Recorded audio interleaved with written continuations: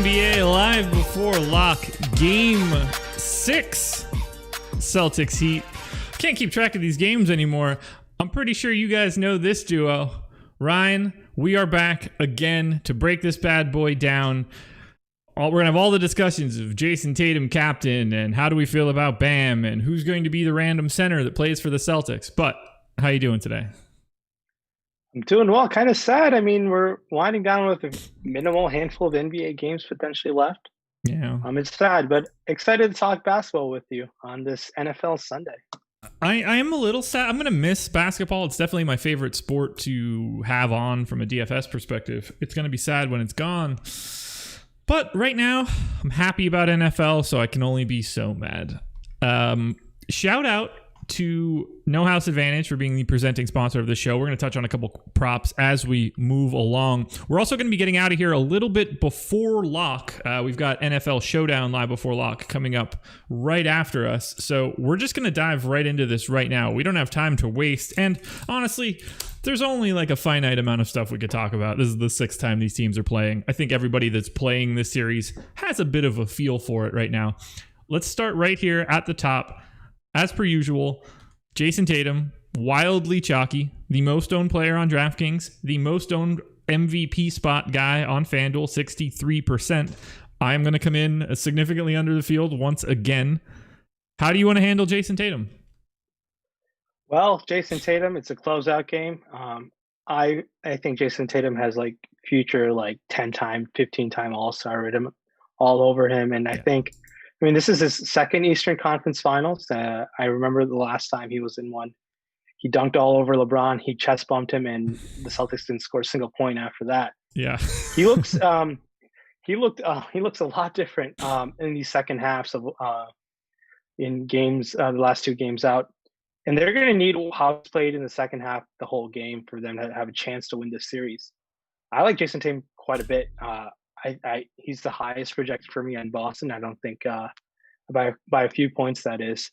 Him and Bam are coming out pretty close for me. That's the decision factor I'm trying to maneuver around the final hour. But I like Jason Tatum quite a bit, and I think I'm going to try to make sure to get over the field just because it's a closeout game for Boston.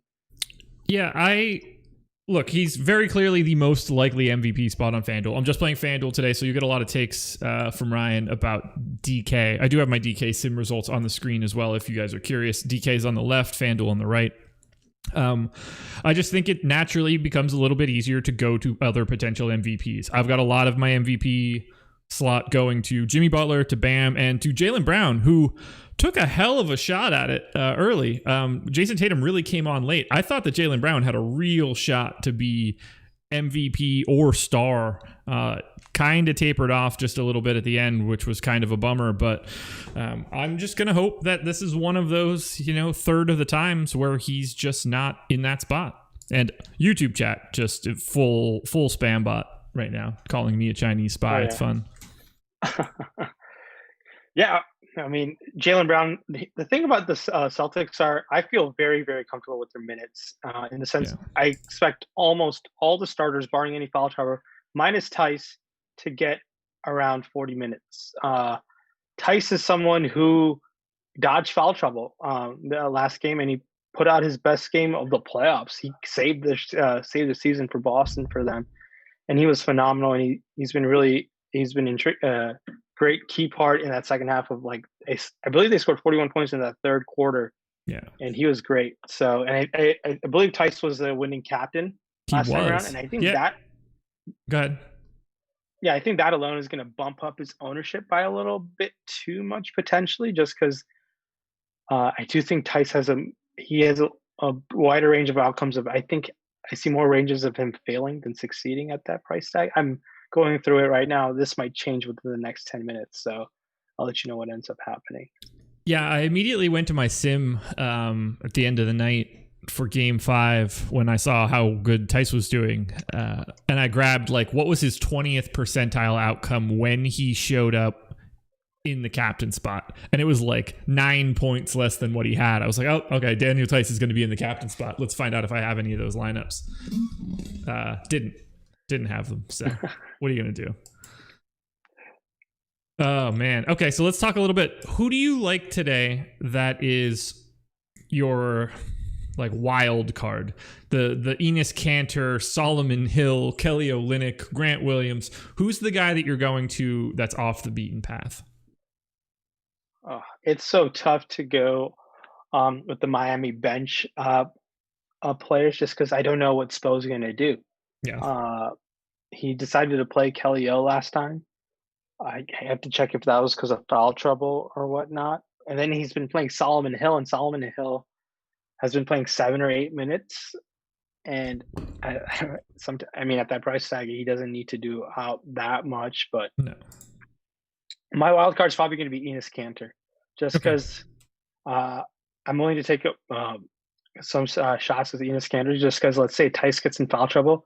In that first half, they let Enes Kanter play majority of that second quarter. And he kind of held his own against Bam. I mean, Enes Kanter is by no means, he's a garbage defender, but he's an excellent rebounder where Boston had really struggled to just corralling some rebounds and why they had lost the first couple games in the series. So I think I feel like Enes Kanter is going to get that rotational minute over Robert Williams this time around. Then again, Brad Stevens has done this every other game, so the trend would say Robert Williams goes out this time. I just don't know, but I do feel like the way they won, Enes Kanter was a big reason why they won the game. And I'm going to take my wild card chances with Enes Kanter. What's your opinion on Enes Kanter?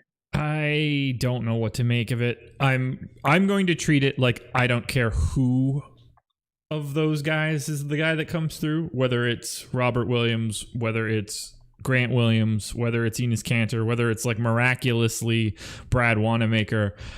I'm going to just pretend like it doesn't matter who it is. And I don't think that it's Andre Iguodala either.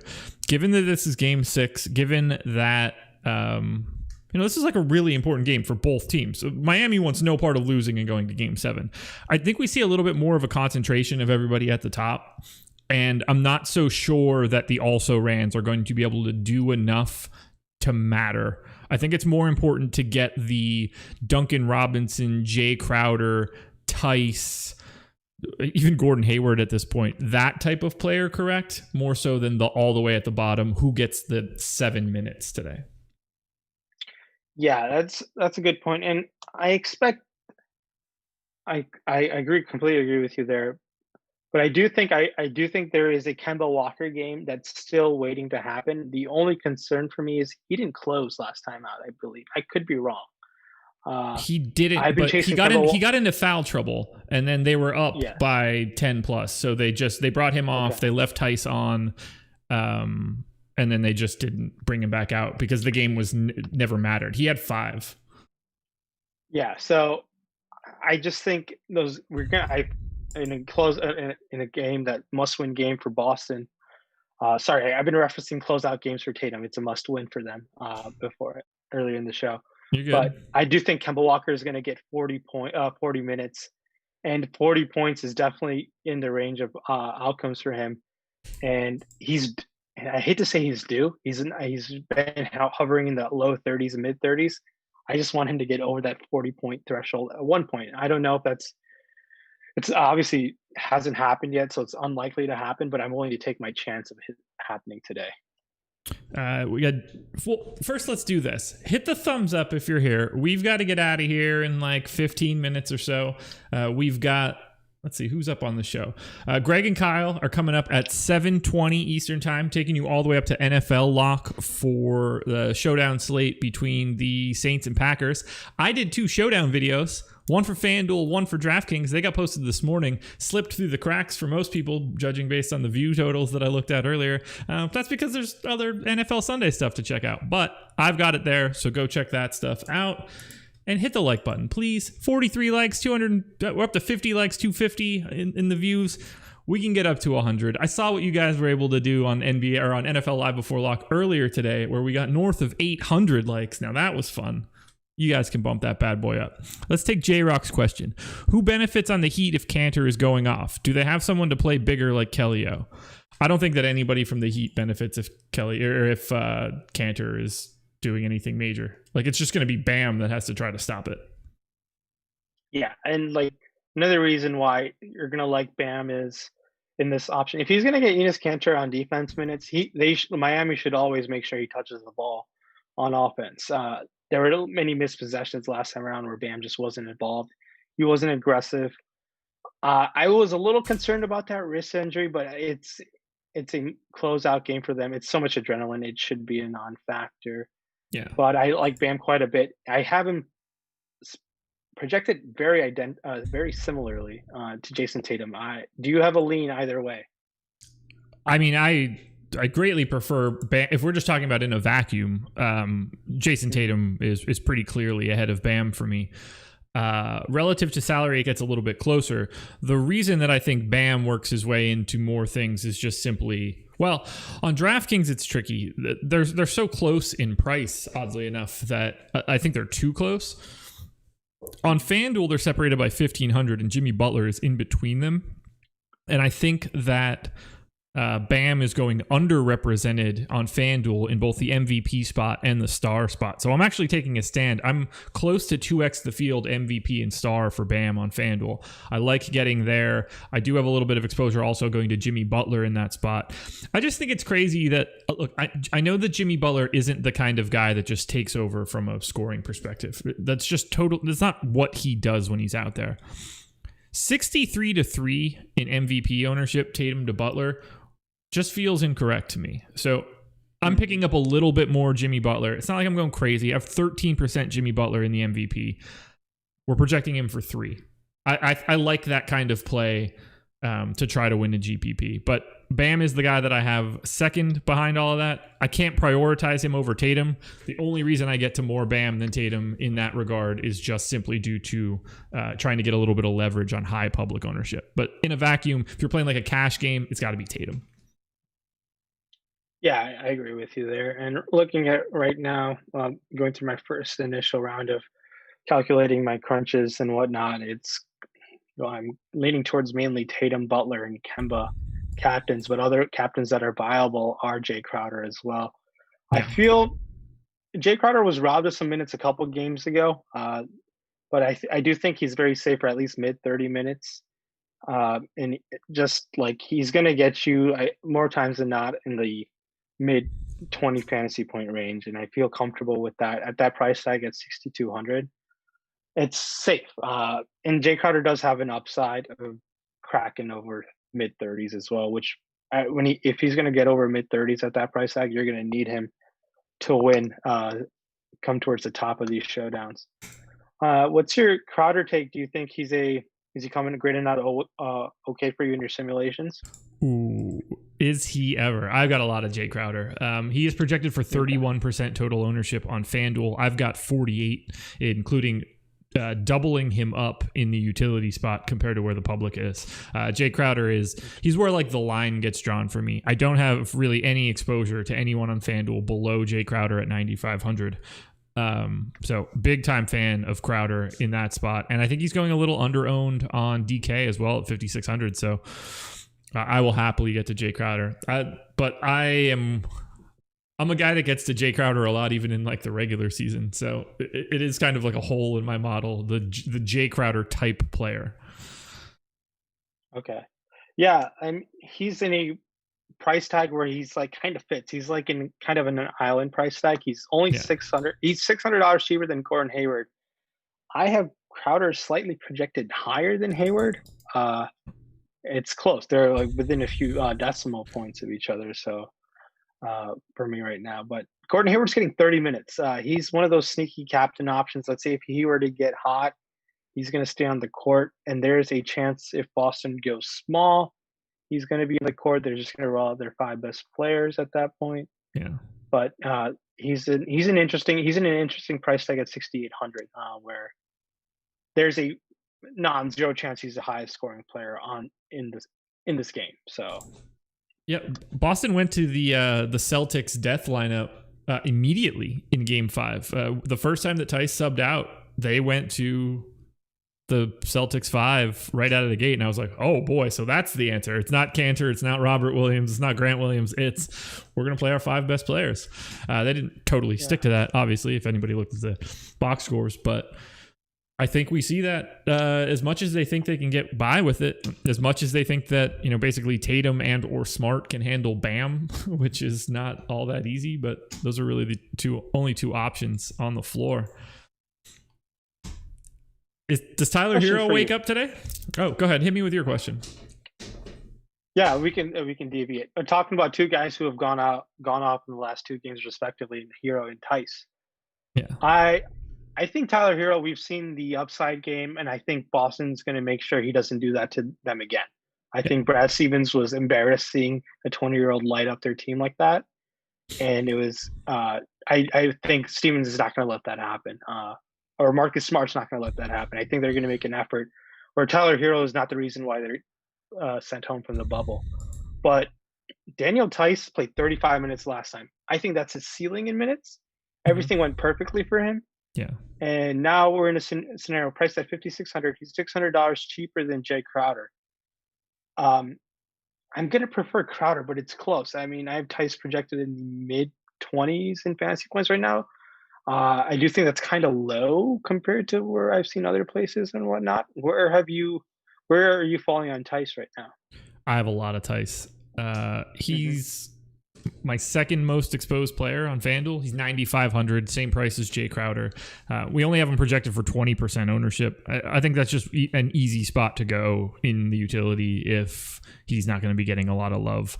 The error bars on his projection are massive. Like, he could play 26 minutes because he's in foul trouble and nothing goes well. He could play 32 and just have a hell of a day on the boards, block a couple shots, offensive rebounds, and all of a sudden, Theis is blowing his projection out of the water. So I like the volatility there. He's a little bit more owned on DraftKings. That gives me a little bit of pause, but he still showed up in the sim a little bit north of the projected ownership, at least at the utility spot. So I'm team Theis. I'm actually team Tyler Hero on FanDuel today. Only 14.7% ownership in our projections. I'm not entirely sure that's going to be accurate. He's been trending quite a bit higher over the past couple of days, but even still, I'm willing to take that shot, predominantly in the pro spot or the utility spot on FanDuel. We're getting a question, Kemba or Smart? And I think that's a pretty good question. I'm curious where you lie. I don't know which site, so. There's a $600 difference. Kemba is $8,200 on DraftKings, and Smart is $7,600 on DraftKings. So I'm going to prefer Kemba just because I do think his ownership might be a little lower than his potential upside in this matchup. Just because Marcus Smart has gone there a couple of times this series. He's gone 42, and I think he had another high 30s in this series. Maybe not. He went 42, 31, 33, and 28. People are going to box score watch and be like, oh, Marcus Smart is $600 cheaper for similar outcomes. They're going to find a way to potentially take the savings there. Even though our ownership comes in that Smart's going to be a little less owned than Kemba. It's interesting. I don't know if that's going to be the final outcome, but I'm going to prefer Kemba in terms of raw points and upside. Speaking of raw points, we've got Marcus Smart's props at No House Advantage, presenting sponsor of this show. So use the promo code Awesemo when signing up. Get a $20 free play. Refer a friend. Get another $5. 13.5 points for Marcus Smart is the prop. 4.5 rebounds or 2.5 made threes. On the flip side, Kemba, 19.5 points, 4.5 assists, 2.5 made threes. I feel just so much more comfortable taking overs on Kemba Walker and not overs on Marcus Smart. Although I don't mind the Marcus Smart over on points. I mean, Marcus Smart might go 0 for 8 from 3 or 7 for 8 from 3. There's no middle ground for that dude. He doesn't have like normal games. No, but I got to give him credit. That guy could not shoot when he first came into the league. He's one of those guys that's really developed his offensive game quite a bit, where he's sometimes like he was a reliable offensive player in one of those games against Toronto, and it was like it's really impressive. He's been a great defender. There's no denying that, but his offense has really come around. And good thing that they never traded him for Tyreke Evans in that trade deadline where Memphis wanted him and Boston was like, no. God, that would have been nuts. He's so he is such a great piece to have on your team. Guards everybody 1 through 5. There are days where you're just like, Marcus, please stop shooting. But then there are days where it's like, yo, Marcus, hit that. Like there is not an ounce of fear in that dude at all. He's never going to shrink in a moment. That guy wants every bit of your it. Team. Like that's like the reason like you want those guys in a must win in a game 7 type of game more times than not. So absolutely. Who wins this game? As a basketball fan, I love game 7s, and gives us another opportunity to do showdown stuff or be degenerates and play these single game slates. So I want Boston to win from that standpoint. Spo is a great coach. It's been a battle of 2 great coaches, and the adjustments Brad Stevens somehow figured out in that halftime were legit. I mean, they scored 41 points, which is pretty insane. My issues were Jimmy Butler he was great in that first half. The dude was non-existent in that second half, and like that can't be happening if you want to be like a legitimate superstar in the league. You can't just be disappearing in closeout games. I'm hoping Boston wins because I definitely want to watch a game 7. It's just more entertaining if we get to see that. If it goes to game 7, I think that's just an even bigger benefit for the Lakers. Do you think either one of these teams will beat or could beat the Lakers? I guess could, yes. But yeah, I do think I do think in the regular season, granted, it's like the regular season matchup with the Lakers and Celtics. They had one great, phenomenal Sunday afternoon game versus Tatum and LeBron back and forth.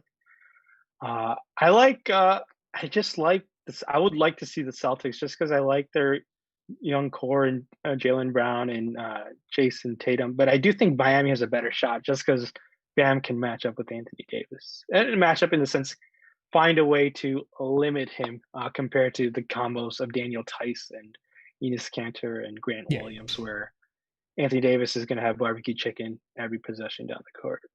Yeah, it's no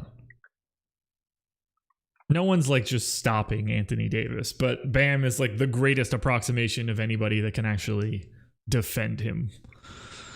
Yeah, and like Anthony Davis has a very interesting career. I mean, they run into the best basketball team in the last like decade when he was in the playoffs with him and Drew Holiday, and they would go head to head before the Warriors would go on their third quarter runs.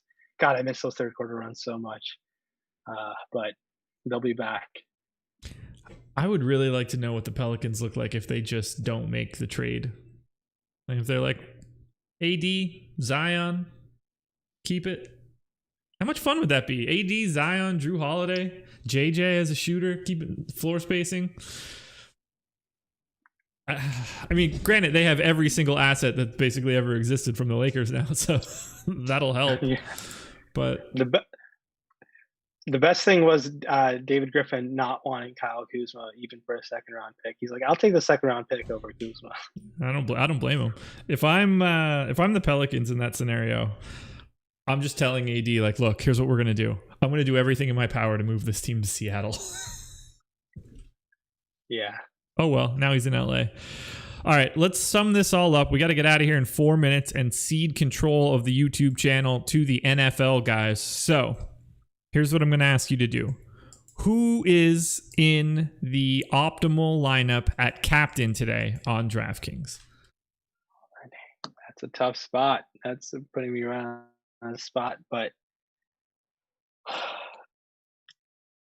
I'm going to go with superstars come out to play and they make sure to put their team in their best spot to win. I'm going to go with Jason Tatum.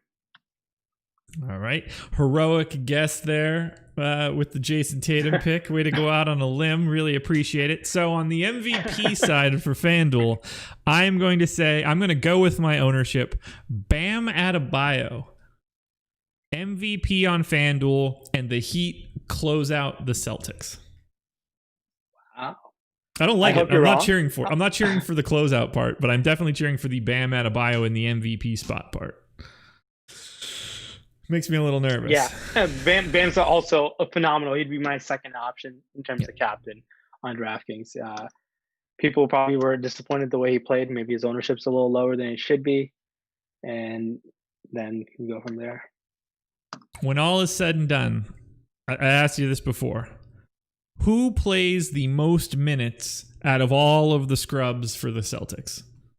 Sorry about the scrubs term, people. Grant Williams, Brad Wanamaker, Kanter, Robert Williams. If you think like one of these other idiots get in, Carson Edwards or whatever, feel free. But who gets the most minutes out of all the weird people? Let's go Enes Kanter.